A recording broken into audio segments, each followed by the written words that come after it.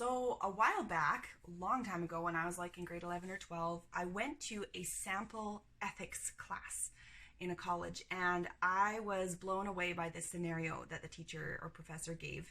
And it went something like this. He was telling a story that his grandfather went through way back in the wartime. And the scenario went like this.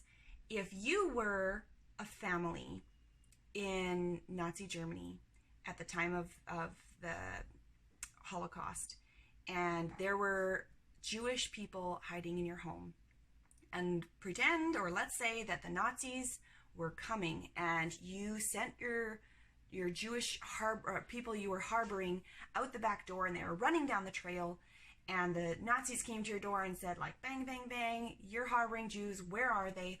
What do you do? And it was really interesting because it was a class where the people were giving their opinions, and some people were saying, well, of course you'd lie. Like, why? You got to protect them. Like, it's right. And some people are saying, no, you shouldn't lie. And so the teacher said, well, what if that Nazi put a gun to your head and asked you the same question? Some people's answers changed. Some people's didn't. Some people said, oh, well, like that's too far. I would just lie. Some people said, no, I'd put my own life on the line for sure. And then he said, okay, now what if that Nazi turned his gun to your wife's head or your child's head? Now what do you do? And the room just fell silent. And almost everyone in the room was hit with this conundrum of like, okay, like, would it be right to lie? And the professor said, would you lie, or would you be quiet, or would you tell the truth? But even if you were quiet, you would be putting someone's life at risk. The only way in that scenario to save the person who has the gun at their head would be to lie or to tell the truth. So it was really, really interesting for me. I actually came home from that really, really pickled. And I asked someone in my life who I respected and thought had a lot of wisdom, and I asked them about that scenario. And their scenario, their answer was completely different, that nobody else in the class even thought about. They actually said, from a religious perspective, because I'm a Christian, they said, well, where is your faith? Is your faith in God so small that you don't think God would take care of that person, or that his plan would not unfold? So if you still, you could tell the truth that, yeah, they're running out back and it's still in God's hands, or you could hold your tongue and not lie, but just be quiet and let be what would be. Like, I know there was missionary stories growing up where the same thing happened one time. I think it was in Africa, where missionaries had a gun pointed at their head and the gun didn't work. It was the exact same situation and the gun didn't work. And it was this amazing story about how God just made a miracle and it freaked the bad guys out and they ran away. That may not happen. God's plan isn't always, well, let's do a miracle here. But it was really, really interesting, and it really, really made me think about the ethics of lying.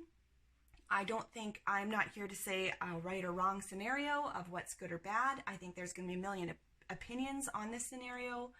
But it was really, really interesting to make me think very hard about those kind of ethics. And today I do want to dive into talking about lies and honesty, and it just seemed like that story was on my mind when I was thinking about doing this podcast.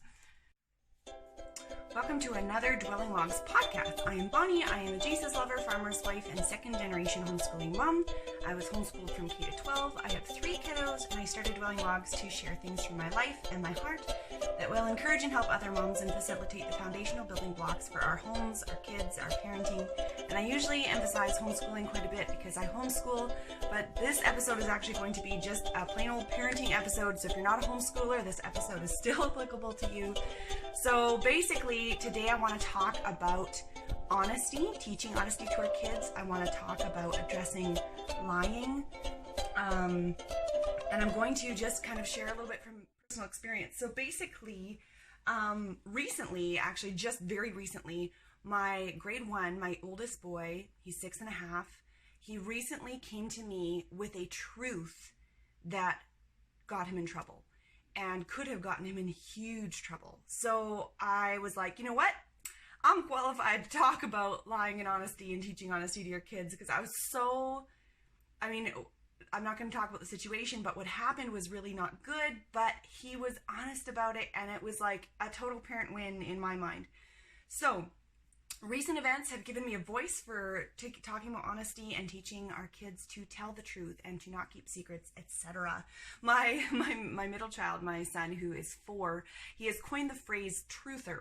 So not a liar, but when you tell the truth, if I'm like, are you sure? Is that really what happened? He's like, yep, I'm the truther. So we have this phrase called the truther in our house. So we got liars and truthers. Hopefully less of the liars. My background. So growing up, I was a child that was a chronic liar and I was a chronic truther. So what I often did, my memories of when I was very young and even getting older, like into, I don't know, junior high even, I would tell lies. I hated getting in trouble. I hated the feeling of embarrassment, and I would tell quote unquote white lies, or I would twist the truth, but it would eat me up. So later I would just go back and I would tell the truth. I was huge on confession. I would have many times where I couldn't sleep at night. I'd have to go and tell my mom what I lied about.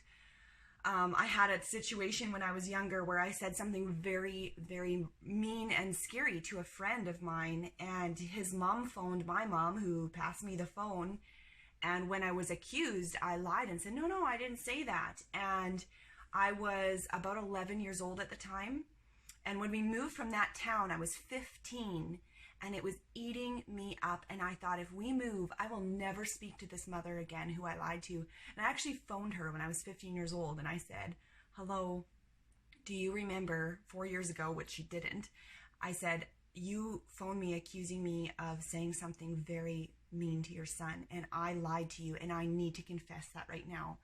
And I felt so awful. It was so hard for me to make that call at 15 years old. But it was so important for me to do that, and that came off my chest, and I'm so grateful that I did that, because I think it would just eat me up till this very day. So I have a history of being, I'm someone who can relate to kids that lie. So I don't look at kids that lie and think like, oh, I can't believe they do that. They're such evil children. I can relate. It's hard to tell the truth sometimes, but I was also a child that was very deeply convicted about things. So I also can relate to those who want to tell the truth. And I think that my parents did a very good job in rewarding my truth telling every time. So I would still maybe get in trouble, but it would not be as big a trouble if I told the truth than if they found out without me telling them. So I think that my parents really did a really good job of just reinforcing honesty, even if it was after the fact. So that was really good. So that was kind of my background. I mean, you can even ask my friends that I grew up with. Like sometimes we'd be like playing out in their backyard and I'd be like, I'll be right back. I gotta go tell my mom something.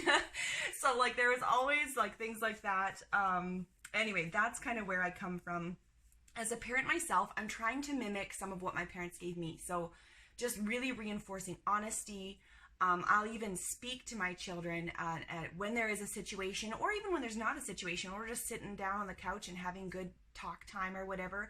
I will actually be talking to them about let's talk about when you're honest and how there's less repercussions when you're honest. If you do something bad, come and tell mom. Because if I find out, your punishment will be worse. I don't let my kids get away with everything. So if they tell me the truth after they did something horrible, I don't just pat them on the back and give them a kiss and send them on their way. They may still get some kind of discipline, but it won't be as severe as if I find out without them knowing or without them telling me. So I really liked that how I grew up. It worked really well with me. So I'm trying to carry that over. So that's something that we have in our home. That's something that my husband and I have talked about. We both feel the same way. So when my child just recently had come to us, like we had a really serious conversation. We talked to him about, what he did was wrong. We went through the motions that way, but we didn't go all out and flip out or anything because he came to me, and I want him to be rewarded for the honesty and the bravery that it actually took for him to come to me, because he was actually super brave to come and tell me what had happened and what had taken place. So that was an opportunity for us to reinforce honesty. And if you would, be willing to take any advice from little old me, who I only have little kids, and I'm not an expert, but if you would be willing to take a piece of advice from me, is that for parents out there, take opportunities to reward honesty in your kids, because sometimes they don't come along. If you have a chronic lying child, it's really hard to find those times when they come forward with honesty, because how can you reinforce that? Like, you're just disciplining them for lying all the time.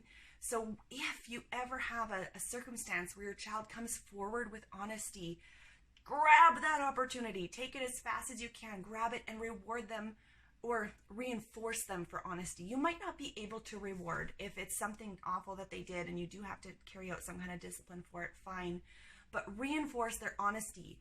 Before, during, or after you discipline them for something that they did wrong, talk to them, pull them aside and say, I am so proud of you for being honest with me. I am so proud of you for coming to me with this truth. You are so brave for telling the truth. Something else I just want to splice in the middle of this video here is the importance of telling your children no secrets. We have something in our home, kind of a policy, if you will, where we have a no secrets policy from mom and dad. So our kids, we talk to them often once in a while when we are just talking together about whatever, our little family conversations on the couch and things like that. And we really have emphasized no secrets to our kids. I take the opportunity to talk about it with my kids more than once. Whenever the opportunity arises, we talk about no secrets, because in this day and age with pedophilia and all the scary stuff that goes on, I want there to be no secrets between me and my kids. I want to make sure that if they go out somewhere, or if I can't supervise them 100% of the time when they're with babysitters or whatever, that they will come back and they will be able to tell me anything, no matter what someone else has told them. And so I think that it's not foolproof, but it is something that we as parents really, really need to emphasize with our kids, is no secrets, because we really need our kids to feel safe in telling us everything, because there are liars out there who may tell them that you will get in trouble. Oh my goodness, you're gonna be grounded, your parents won't love you, blah, blah, blah, who knows what. And I want my kids, I want to prove to my kids that no, you can come and tell mommy anything, and it is a safe place to tell me. So we need to find ways as parents to reinforce honesty. And it's really tough. If you have a kid that's chronically lying, it is a tough thing to find those opportunities. And if they ever come along, you gotta grab them. That's for sure. Something that I also, just this year, my husband's auntie told me, which I thought was really cool. Something that she did with her kids growing up was she did not create any opportunities to lie. And I thought this was really good advice. I don't think it's completely controllable in any situation, but for example, if you knew your child, say, didn't flush the toilet and wash his hands, she wouldn't turn to her child when they come out of the washroom and say, did you wash your hands? Or did you flush the toilet? She would say, go back and flush the toilet and wash your hands, or you didn't flush and wash, go wash. She would never create an opportunity for a child to tell a lie, to tell a lie. She would never ask her child, did you? If she already knew. And that gave her kids no chance to say, oh, no, I did, or whatever. So I thought that was really unique and really good advice. It's hard because I have a habit of saying, hey, did you do that? When I already know. And I am creating opportunities for them to tell the truth, but I'm also at the same time giving them an opportunity to lie about it.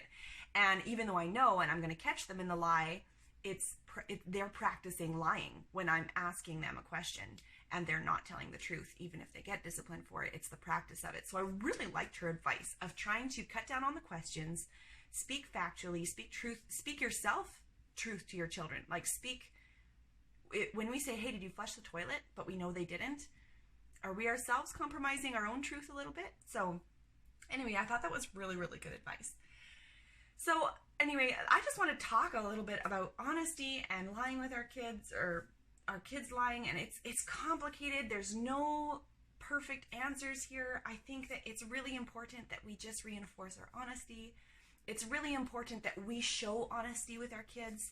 That's something that I try to do as a parent, is when I speak to my children, I try to speak truth so that they don't learn that will sometimes mummy lies. You know, I'm not the parent that sticks a cookie in her mouth, and when my kid's like, what are you eating? I don't say, oh, I'm eating lettuce. Like, I say, well, I'm eating a cookie, you know, and either they can have one too, or sorry, you can't have one too. Like, I do try to be a parent that just says it black and white, and that's how it is, because that's what I expect from my kids. So I do think that modeling honesty is key. If you are a parent that keeps secrets or lies to your child, you can't expect your children to not mimic you. This is the whole parent-child scenario. They mimic you. That's just what happens. It's how it's supposed to go. So I think it's really important for us to keep that standard for ourselves, as well as when we're with people. Our children are observing us with people, and it goes along with people skills, and manners is kind of mixed in there. I'm a people pleaser, so I don't want my kids to see me lying when I'm out with people, even if they're small lies or just being polite. That's a whole nother topic, is people pleasing, which is actually the topic that I wanted to talk about today, but this whole honesty thing was so heavy on my heart, so I thought I'm going to do this today. But I will do another podcast later on people pleasing, because I want to analyze it. It's something super relatable for me. But again, our kids watch us and they mimic us. They see the things that we say. They know us well, so they know the truth. And so when they see us twist or hide or shove things under the rug that kind of are not true, they see it. And it's just something that is transparent. We may not even realize that they see things like that, but they do. I have memories growing up as a kid, just watching my mom socialize, listening to her words, observing them. I was, you know, with her at coffee dates or whatever. I was homeschooled, so we went everywhere with my mom. She was very social. And so I remember just observing how she was with people, and the stories that she told, were they accurate? Were they exaggerated? You know, kids pick up on all of that stuff. So let's get back to brass tacks here. So display what you want your kids to mimic. Change yourself. Make yourself an honest person so that your kids can be honest too. And secondly, really reinforce honesty. Find a way to admire and show that you admire when your kids are brave enough to be honest. That is maybe my only two things that I can focus on to say, like, do. But I also just want to be relatable as well and say, like, my kids don't tell the truth all the time. They just don't. And lying is something that's just like human nature. It just happens, and we have to deal with it, and it's tough. It's so frustrating. And sometimes we know everything as moms. We know when they're lying, and sometimes we don't, especially, you know, when siblings are arguing and, well, no, he did it and he did it. We don't know what to do, and it can be so stressful, especially when it happens over and over and over again. I do not have a perfect household. I do not have answers for every situation, but I think it's a really relatable topic that we need to talk about, and that maybe we can come together with as moms, just with empathy for each other and a little bit of advice. If you have advice about kids and lying and honesty and truth-telling, please comment below or send me an email. That would be really great, because this is something that is just super relevant in my own household too, that we're going through. So anyway, I'm going to wrap it up, and thank you so much for tuning in to this podcast, and thank you so much for your support and listening. Any kind of comments or rating is really, really appreciated, and have a really great parenting week. I'm going to say parenting, 'cause it's a parenting episode. We are still in holidays, so we're actually not homeschooling again until Monday. So right now I'm recording this January 2nd. I'm pretty sure I'm going to post this right away. But anyway, I hope you guys have had a really great Christmas. Happy New Year, and we will talk to you next time.